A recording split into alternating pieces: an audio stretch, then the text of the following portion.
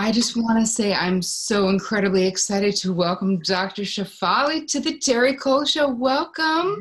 Thank you, Terry. Such a pleasure to be here. So excited. So excited. So you're on the show partly because I had the pleasure of meeting you in person the other night. So we hung out at a very fancy restaurant. Not Very, very exclusive, yes. exclusive. We actually went to Gabby Bernstein's book launch party, and you were meeting Kate Northrup, and I was meeting Kate Northrup. We're both friends with Kate. She's involved with something very exciting that you're doing, actually this month in Cali, so we will get to that. But for those in my crew and my audience who may not be familiar with your work, let's talk a little bit about, you are a psychologist, and you are a parenting expert coach, and you have two best-selling books out that both sound amazing. I wish they were around when I was parenting teenagers.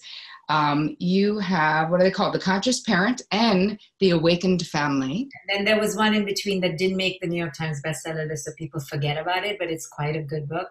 It's called Out of Control: Why Discipline Doesn't Work and What Will. Oh, how did that not become a best? It's the poor cousin. It never gets noticed. Well, that book actually sounds amazing.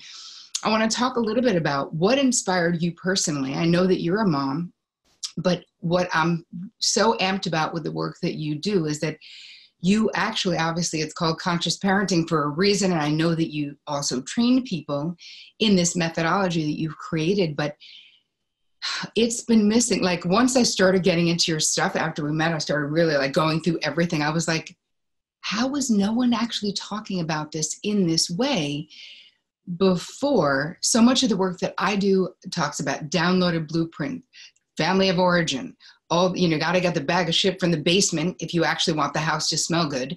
Well, you need to get your own bag of shit out of the basement if you want to be a good parent, correct? Yes. So tell me though, what actually inspired you to pivot in this way? Were you always interested? Did this happen because you became a mom? Tell me all the things. Yeah, well, I got into Vipassana meditation when I was 22. When I first came to America from India, I had come for a master's in clinical psychology, but then entered this path of introspection and awakening, and had my awakening very early in my 20s. And so then for the next 2 decades was integrating Eastern philosophy with Western psychology. And, in meditation, you really get to see the stench in your basement, your crap, and you learn to detach, and you learn the ego. And then in Western psychology, you learn about psychological development. And so I was integrating the two. However, when I was thinking of becoming a mom, I thought, I've got my stuff all worked out, 2 decades of psychology. No, by then, at that time, it was only a decade. And so much intense meditation, so much deconstruction. I got this, And then when the child comes, I say the child versus my child, and taking no responsibility. The interloper. Yes, this being comes into your life, and then you realize, oh my goodness, I don't know how to be with this new being. And that's such a simple realization. It should be rampantly obvious.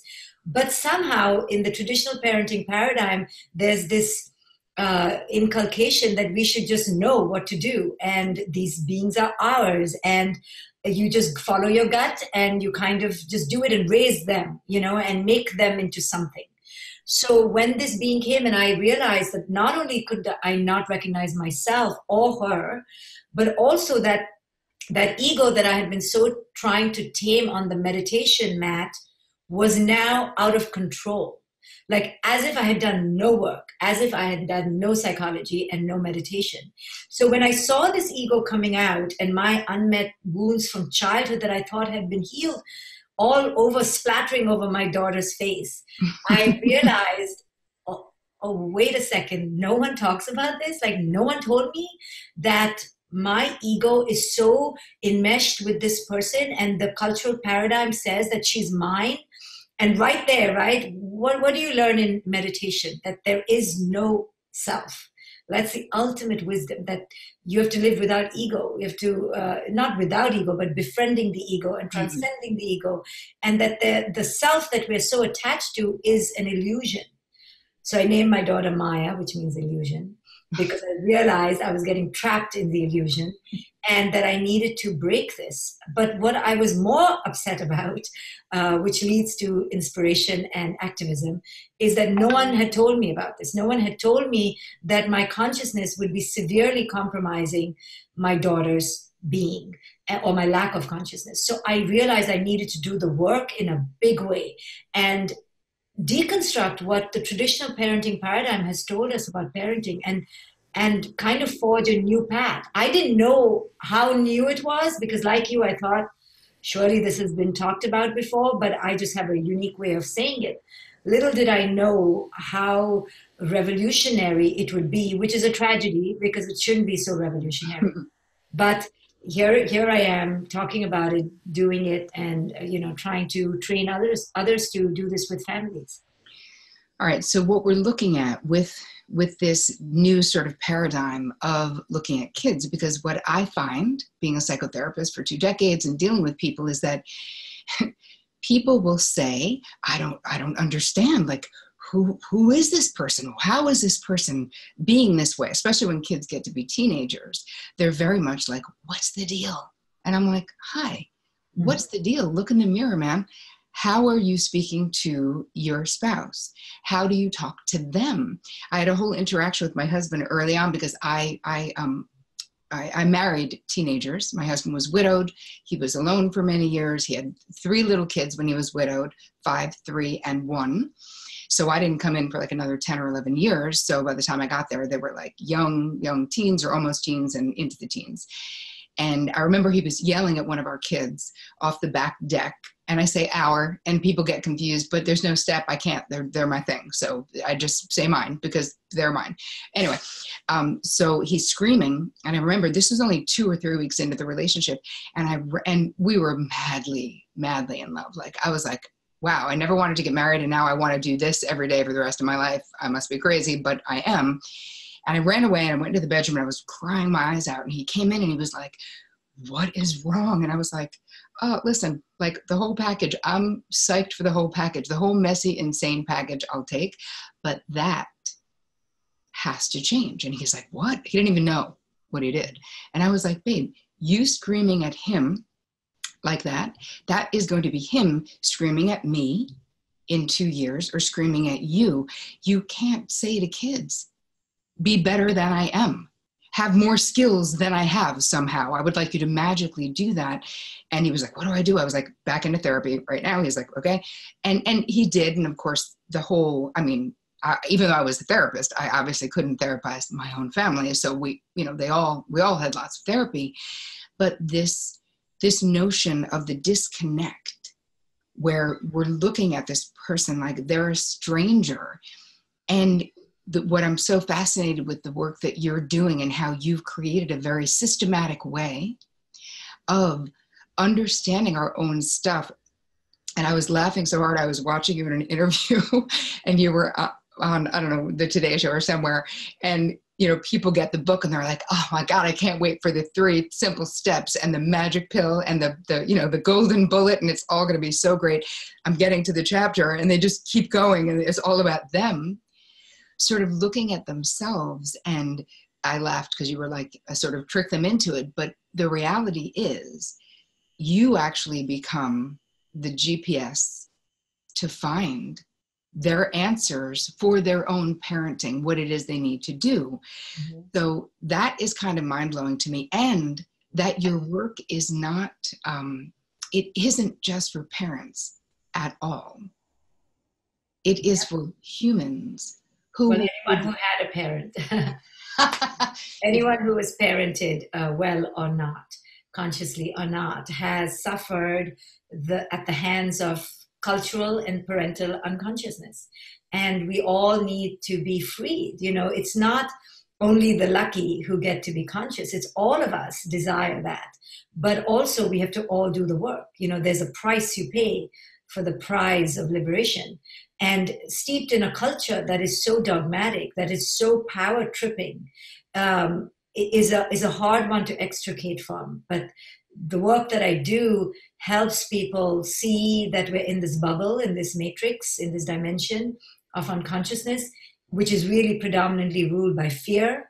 And I offer them a path to deconstruct and unentangle from all their attachments. Because really, when we're attached to something, that when that thing doesn't happen, that's when we suffer. And life is constantly bombarding us with unmet needs, unmet expectations, unmet fantasies. Our children are going to, at some point or the other, lash out against our well laid out agendas. And that's when the disconnect happens. And then we all suffer. But what if we entered without that very rigid agenda, without that dogmatism, with this wisdom that our children are here to unfold? We are just mere travelers on this journey with them. Of course, we have to provide safety and rituals and, give them bedtime routines. And of course, but there's something deeper here.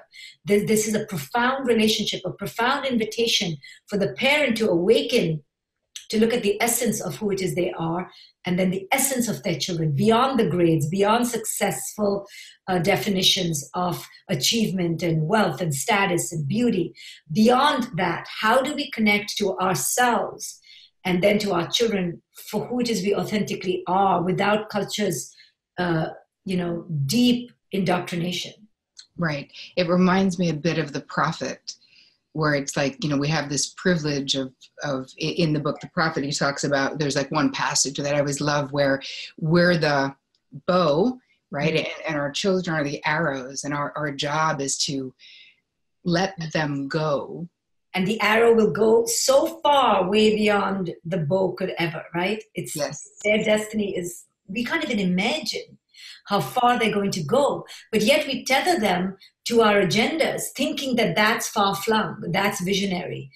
And we're just a speck compared to the vast vision they can paint for themselves, If only we could understand our insignificance, we would have a more humbled and more humbling and more transformative life experience with them. But because we have this ego, the parental identification, and Western theories have told us that, we should have it. We should be in charge. We should be in control. We have a very inflated sense of significance, a diluted sense of significance, which is the cause of our suffering. Indeed. So what do you when you talk to people that you're teaching, how do you deal with resistance? Yes, it's the number one plague, because parents are so resistant. And I say this with compassion, but also with a little bit of jolt of electricity to wake people up to understand why we're defensive, but to recognize we are defensive, not to argue that point. Now let's just understand why. We're defensive, again, because we have so bought into this role as parent. And I tell parents, how about we be less the parent and just become the witness, become the ushers, become the guides? When you're in parent mode, you're really going to mess up. When you're a grandparent, you mess up less. When you're a step-parent or these other labels where you don't identify with my child, there's an immediate release, right? There's a freedom that comes, and children sense that. They like the grandparents more. They like the aunt more. They like the neighbor and the friend more than the parent, because the parent has all these expectations for themselves that they project onto the child. Yes. And pretend like it's for the child. Yeah, it's all for you. But it's this mirror, it's this narcissistic extension of self. There is this mirror of you are a reflection of me, as opposed to, and I do think that marrying my children made it easier for me they were not a mirror of me. They were human beings unto themselves, and I could be compassionate, and I could ask them questions, and I could try to guide them to their answers and not get all caught up in it being the wrong thing. If a 17-year-old was talking about a fantasy, like, I'm going to buy a building in Newark and I'm going to make an art thing and artists can live there. And literally Vic was like, it would be very hard to get a mortgage. I'm like, Hi, he's not buying a building in Newark, babe. But it's when you're the parent, you because your greatest dread is homelessness, is avarice, greed, prostitution, right? You that's like right behind the I love you is, oh my God, please don't be a criminal. Please don't let me visit you in jail, right? You don't have that as a once removed parent, What a liberty. Yes. We're always thinking, oh my God, homeless. This person is going to be homeless. The 4-year-old is on the couch a bit too long. You're like, homeless. That's it. This person is going to end up on the streets. Every parent operates from this dread. And you know where that dread comes from? It's our own inadequacy. It's our own shadow that we have not fully explored. We've just escaped homelessness ourselves, right? We're like, how did I become a fully functioning human being or half functioning human being? So we project that eternal fear of our brokenness onto our children. Without a doubt. There's something so fascinating about, though, bringing this into this conversation that you've been having for a bunch of years now around understanding that I would always try to say it different ways to clients or different ways to my husband. Like, when we do too much for them, when they make a mistake and we don't allow the chips to fall where they may, and I don't mean let them get murdered, I mean let there be a consequence so there's a connection between, if we're paying the rent that we gave to that child, man, person, halfway person, that they were supposed to use, but they used for something else. Every time we bail them out, what we're saying is the child is coming to us saying, I feel like a loser. And we are saying, we fully agree with you. Yes. We think you're a loser. And so there is something about having to be secure enough, which is basically what you're saying, knowing ourselves enough, knowing our shadow enough to allow. But what you said is so profound, right? So this is other piece. So on one hand, we live with this dread that they are the worst version of, they're going to become the worst version of our, worst nightmare, which is the worst version of ourselves, really. Yeah.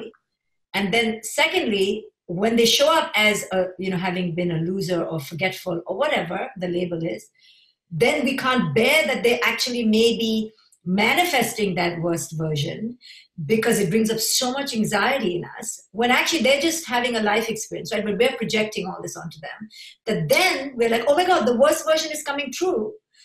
Let's erase it and let's fix it, because now see, and this is causing too much anxiety. But none of it is happening. The worst version is not coming true, because all of that was in your own head as a parent. They are simply having a life experience that's authentic to them, but we can't see that. We're not distanced enough, detached enough, spiritually aligned enough in our own groundedness, in our own wholeness, to see them having an authentic life experience. It's all projection. We're constantly anxious. You have had such a privileged opportunity to be this voice of wisdom in your home, because this distance that you had gives you equilibrium. And we parents, especially mothers, where our entire bodies have been savaged by these children and are wrecked and our careers have been marauded and we gave up everything. Now this child is going to be worth it. It's going to be worth it. Like immigrants who come to a new country, I'm an immigrant. I'm like, this experience, like having left the comfort of my home, better be worth it. Like, that's why we are overzealous typically, because we're like, come on, right? And then we're overzealous with our children. I left my country for you. Suddenly it becomes we did it for them. And now they have to continue this legacy of it being worth it, Yes, and it's also like, here's my dream, and now you must fulfill my dream, even if your dream is not aligned with that. And how you're shutting, what do you see happens when parents are doing that? What happens to the authentic essence of the kid that could have grown into something different? Yeah, well, two things. One is that the child bows down and complies. That's typically the sensitive child, the empathic child, who is just so willing to be a pleaser, willing to abscond their sense of self for the parent, and just offers themselves as, a piece of clay to be molded by the parent. And the parent is so happy with that child because that's the good child. And there's no issue. Because the parent has just stampeded over the child. But then you have those other children who rebel and are feisty And then we don't like those children. We call them bad. We take them to therapy. We medicate them. We have lovely ways that culture has given us a right to discipline them. And that's why I wrote that second book, because culture gives us the right to discipline our children. And discipline is such a holy grail of parenting. There's bookshelves on this. And if you really are brave enough to think about it, do we discipline ourselves? Right? We forget things all the time. We're past our bedtime all the time. We're eating too many cookies, drinking too much wine, watching trashy TV. With no discipline, we don't discipline ourselves. Do we discipline our friends? Do we dare discipline our partners? No. So culture has allowed this unmitigated access, power trip to parents to say, you can discipline these beings in the name of love. And really, what is that? What are the techniques of discipline? It's just unabated ego dominance, right? Taking away the iPad that we gave them and then giving it back and taking it away, taking out the power cord, slashing the Wi-Fi.